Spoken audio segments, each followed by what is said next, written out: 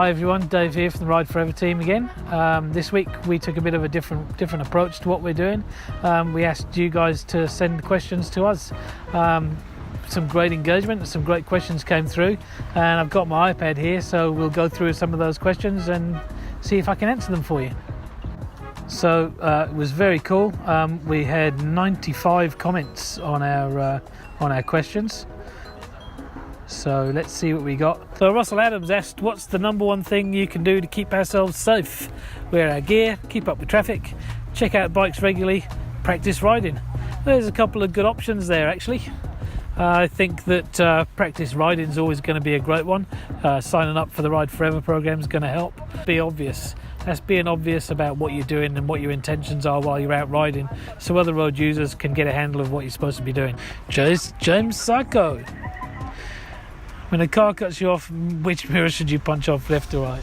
Don't punch off either. You're going to hurt your hand and it's going to end up coming back onto the OCC levy because you're on your motorbike when you got hurt. Just don't do it. So Pete Daly asked, how long will it be before airbags are a practical item for motorcycle jackets?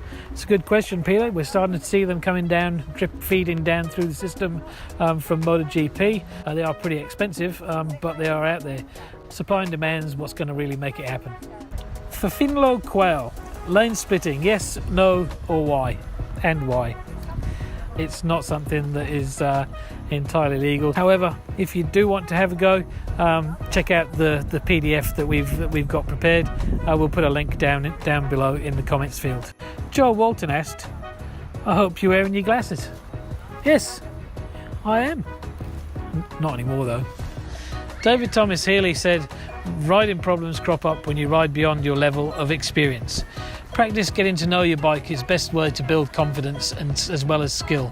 Get out there and ride. Absolutely agree. Get out there and ride, get coaching, take advice, find out what you and your bike can do.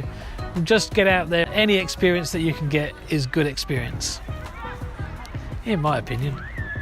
Kerry John E. Kerrigan Crawford.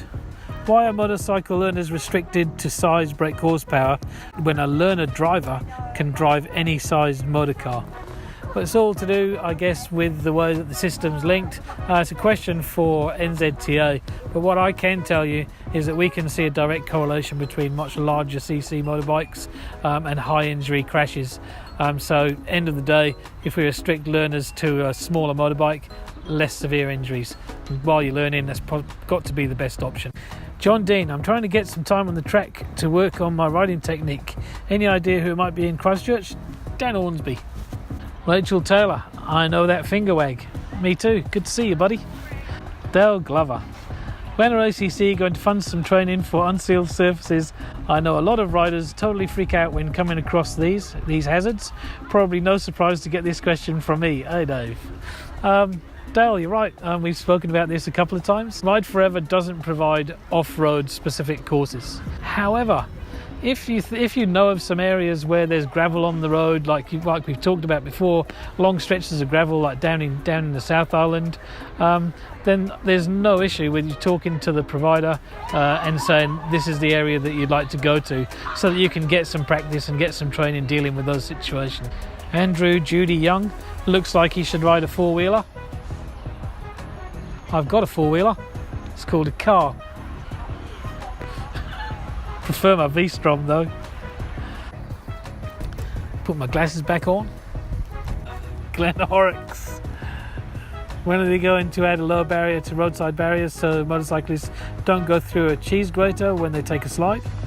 Well, they've started doing that on some of the high-risk routes. You'll start to see things happening like that. Rimatucker Hill's got some put in. So has Coromandel Loop. Check it out on the New Zealand Transport website, and you'll find out some information about what and when's going to happen in your area. So Jason Kershaw has asked, what's the best way to build confidence when you move up to a bigger and faster bike? Well, without a doubt, I would say get yourself some Ride Forever coaching. Give it a go. It's free at the moment. Just join on the Spring 17 campaign and get yourself a free course. It's a bit of a tongue twister, this one.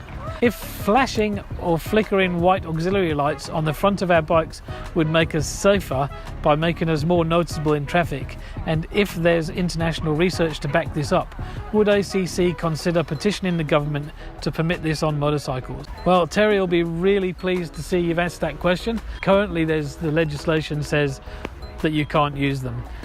So at the end of the day, if we can find that there's proof that they do work and there's documented evidence, we can provide that to NZTA and MOT and suggest that it might be a good option for them to consider. That's probably as much as we can do. We can identify them as a possible injury prevention technique. Done that one, done that one. Terry Leach. I'll skip that one. Terry Leach. God, he's asked.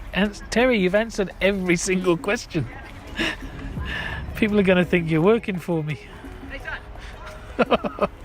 Fantastic. Jules Bennett asked if there are any courses happening close to Papakura in the future.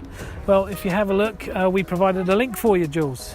So all you need to do is click on the link. That'll take you to the Ride Forever website, and you'll be able to sort out what dates are available and what best suits you.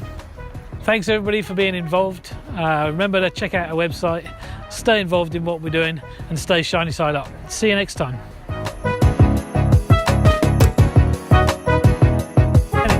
Any courses?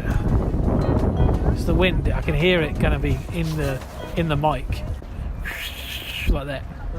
It was in my hearing aid. So if it's in my hearing aid, it must be in the mic.